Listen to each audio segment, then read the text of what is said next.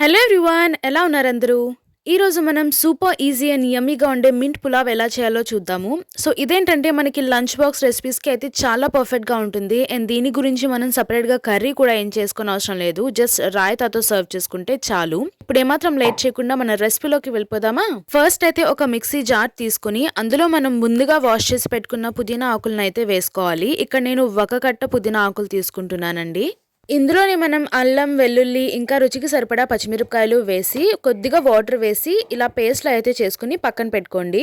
So first stove మీద ఒక cooker అయితే పెట్టి, ప్రెషర్ కుక్కర్, అది హీట్ అయ్యాక కాస్త ఆయిల్ వేసి అందులోనే 1 టీ స్పూన్ జీరా ఇంకా మన హోల్ గరం మసాలా ఉంటాయి కదా, పలావాకు, దాల్చిన చెక్క, లవంగ, పలావ్ పువ్వు ఇవన్నీ కూడా వేసి ఆ తర్వాత మనం సన్నగా తరిగి పెట్టుకున్న ఉల్లిపాయలు అయితే వేసుకోండి. ఇవి మధ్యలోపు మనం బియ్యాన్ని అయితే నానబెడదాము. సో ఫస్ట్ దానికి నేను ఇక్కడ వచ్చేసి ఓన్లీ 1 కప్ బియ్యం అయితే తీసుకుంటున్నాను. నేను యూజ్ చేసేది సోనా మసూరి రైస్ అనమాట.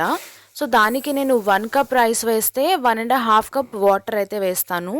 కానీ రైస్ని బట్టి వాటర్ క్వాంటిటీ అనేది మారుతూ ఉంటుంది. అది మీరు ఒకసారి చూసి వేసుకోండి, మీరు వాడే రైస్ని బట్టి ఉంటుంది.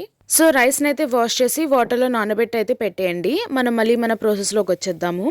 ఇప్పుడు ఈ ఉల్లిపాయలు కాస్త మగ్గిపోయాయి కదా, ఆ తర్వాత మనం గ్రైండ్ చేసి పెట్టుకున్న మింట్ పేస్ట్ ఏదైతే ఉందో అది కూడా వేసుకుని పచ్చివాసన పోయేంత వరకు బాగా వేపుకోండి. ఆ తర్వాత మీ రుచికి సరిపడా ఉప్పు, ధనియాల పొడి, జీలకర్ర పొడి, గరం మసాలా ఇంకా మీ దగ్గర ఉంటే కాస్త పలావ్ మసాలా కూడా వేయండి. నేనైతే ఇందులో స్పైసెస్ తక్కువగానే వేస్తున్నాను.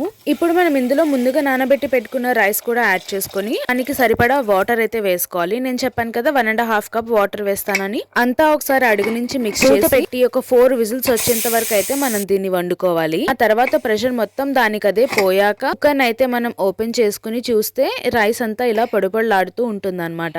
చూసారా మన మింట్ పులావ్ ఎంత ఈజీగా రెడీ అయిపోయిందో. ఎవరైనా దీన్ని ఇట్టి చేసేయచ్చు అనమాట. సో ఇప్పుడు ఏమాత్రం లేట్ చేయకుండా మీరు కూడా దీన్ని ట్రై చేసి మీకు ఎలా అనిపించిందో నాకు కమెంట్ బాక్స్ లో అయితే కమెంట్ చేయండి. ఈ రెసిపీ వచ్చేసి లంచ్ బాక్స్ కి అయితే పర్ఫెక్ట్ గా ఉంటుందండి. ఎందుకంటే కర్రీ ఏం అవసరం లేదు. జస్ట్ సింపుల్ ప్లెయిన్ రాయితాతో అయితే మనం దీన్ని సర్వ్ చేసుకోవచ్చు. నేనైతే ఇక్కడ కాస్త క్యారెట్ రాయితా యూజ్ చేస్తున్నాను. సో ఈసారి నార్మల్ పులావ్ కాకుండా ఇలా పుదీనాతో అయితే డిఫరెంట్ గా మీరు ట్రై చేయండి. మీకైతే ఇది ఖచ్చితంగా నచ్చుతుంది.